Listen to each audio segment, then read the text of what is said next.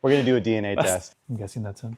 Jesse's pretty overdue on an oil change. We're going to get the oil change done and then also send this sample out. It says, don't drink the oil. Don't send us blood.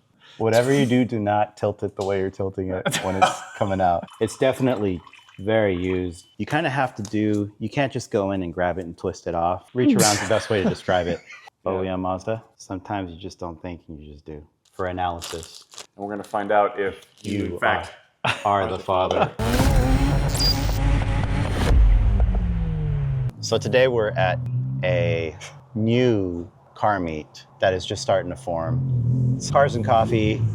It looks like it's going to be dominated by Hondas, but we brought Jesse's high mileage turbo Renesis, and we've got Jesse here, Gabe's here. We wanted to give you this information as soon as we received it, but we've got your oil analysis results. we're going to find out if you're the father or not. We're going to find out. So there's a lot of interesting information in here, and I just discovered something somewhat disappointing in Jesse. So we'll kind of go over it right now, but we'll also attach this so everybody can actually see it, right? But this is back from Blackstone Laboratories. The big thing that it shows here is it says there's definitely a noticeable excessive wear in the rotor housing plating. Basically in the results, the high result of chromium, it's way above the average. It's a little bit above. In the description, it just basically says that there's typical wear for a Renesis after 2,900 miles of oil use.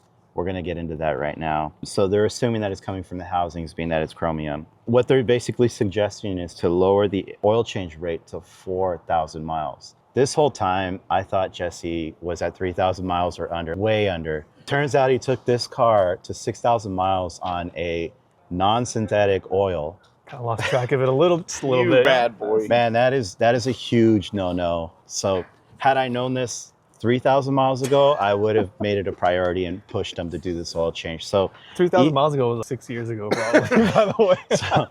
so even though... So it was time and mileage that you went too far. Oh, probably. So even though these results basically say, hey, there's wear, I don't think it's a fair result because it's just, he put too many miles on this. So let's work on doing another one in a few years. Let's do it right now.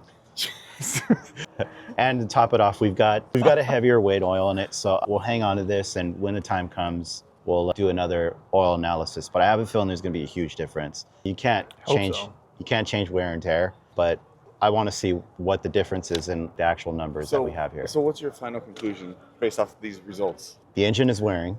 No way. But I don't think that's design. I think that's more of, I don't want to say neglect, just too high of a mileage interval for what kind of oil he actually has in this. Yeah. That's what I would venture to say. It's a very safe conclusion other than you abused your car and neglected it for too long. Neglected. I didn't abuse it, though. But, Why not? Because I'm not Greg. but on that note, Jesse still doesn't get hot starts. The car fires up every time, doesn't smoke, drives great. Those are really the key indicators that you want to look at to kind of assume, hey, it's time for a rebuild. There's no doubt about it. The mileage interval, even for an NA car, it's kind of near its end span as far as whether the parts are reusable when a rebuild comes. But time will tell. Let's just keep putting miles on it and enjoying it.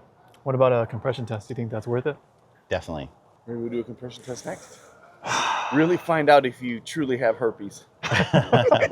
Your car has herpes. Oh, man. Compression test is even scarier. Yeah, I think a compression test would be great. I wouldn't do one of mine, but let's do it on his. All right. Yeah, sounds good.